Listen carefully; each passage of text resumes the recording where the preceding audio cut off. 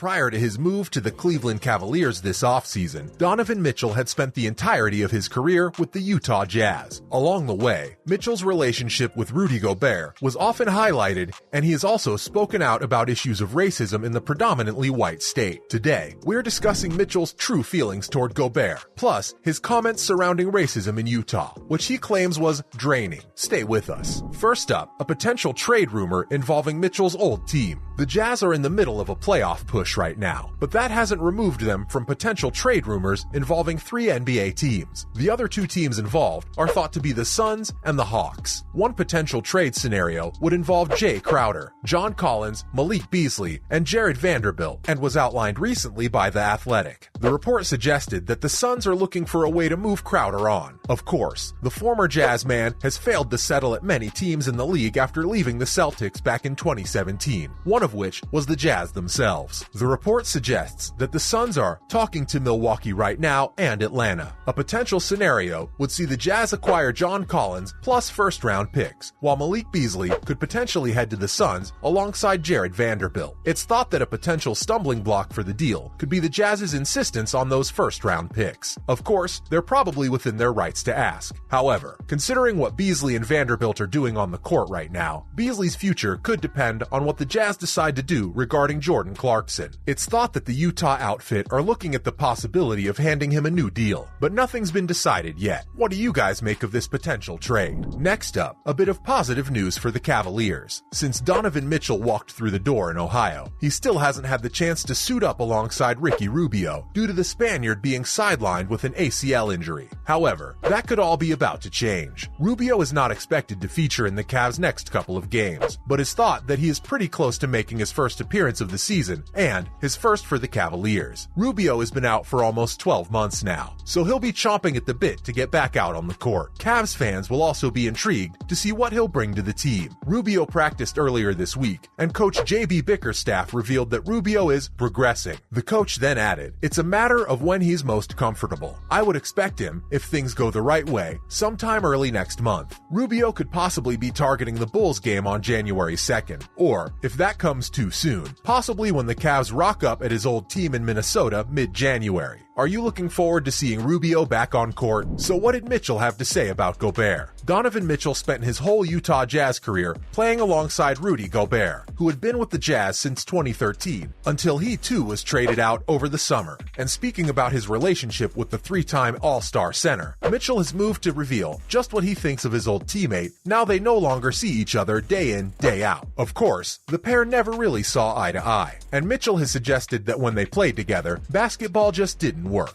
The Cavaliers' number 45 then went on to say, "We live in such a world where it has to be really negative. Basketball just didn't work. We didn't see eye to eye. We wanted to both win, but we wanted to do it 2 different ways. It didn't work." However, Mitchell did concede that although they had a very different way of doing things, he doesn't hate Gobert, and he also added that he doesn't hate me. There's certainly no love lost between the pair, but you can't get along with everybody, right? Sometimes, it's okay just to acknowledge that you're not compatible with someone and simply go about your own business. Mitchell then went on to suggest that, of course, they aren't the best of friends, but they also don't despise each other. So the fact that they now play for different teams is probably best for everyone. Were you guys aware of the fact that these guys weren't fond of each other? And what about these claims of racism? Let's see. There's no getting away from the fact that Utah is one of the whitest states in the USA, with 88.7% of the population non-Latino/Hispanic whites. Of course, this in itself is not a bad thing, but Donovan Mitchell has claimed that he encountered racism on several different occasions while playing out in the Beehive State. Mitchell recently claimed his move to Ohio was refreshing and called repeated incidents of racism in Utah draining. He also referenced how he would often receive vocal pushback from fans in Utah whenever he brought up the idea of racism. Of course, most white people have no racist tendencies whatsoever, so continually being called racist just when you're white probably gets a little tiring. However, Mitchell continued, "Man, it was just one thing thing after another. And I will say, it's not the only place it happens. But for me, to receive the amount of pushback I got over the years, it was a lot. The Cavs man went through various incidents during his time in Utah. From his perceived contempt from fans after wearing a shirt which read "free-ish" to highlight social injustices against people of color, to pointing out the bullying of young black children in the state after the suicide death of a young black child named Izzy Tishner, who had allegedly suffered racial abuse from her schoolmates and teachers. What do you guys make of Mitchell's claims? What else did he have to say then? Stay tuned to find out. Mitchell also accused Utah Senate President Stuart Adams of trying to educate him on black history after telling him that he didn't understand critical race theory. Adams then retorted that he didn't try to educate Donovan Mitchell on his own black history, and that his comments had been completely taken out of context by the media, before adding that Mitchell is somebody he admires. There were other issues too. Mitchell described an incident when he was pulled over by a traffic cop who, in his words, got an attitude with him. Of course, many people of all races around the world have been through this exact same scenario, so this is simply not down to his being black. Following the incident, Mitchell questioned what it must be like for the young black kid in Utah that doesn't have that power to just be like, "This is who I am." The former jazz man is also trying to give back. He's been a vocal supporter of racial justice in Utah and also provided support, along with Rudy, to a teen whose car has been vandalized in a campaign of racial hate. He was also a critic of the Maria Montessori Academy in North Ogden, who gave parents the option of pulling their kids out of Black History Month classes. In the aftermath of the George Floyd incident in 2020, Mitchell was seen wearing a bulletproof vest with the words "Am I next" written on it in protest. What do you guys make of Mitchell's racism claims? Rudy Gobert has since given his take on his relationship with Mitchell. Stay with us. As we mentioned above, Gobert was also traded this summer as the Jazz decided on a bit of an on-court reshuffle. And the big man recently spoke to the New York Times about various issues, including his relationship with the now Cavaliers man. Toward the end of the interview, Gobert was asked how he viewed his relationship with Mitchell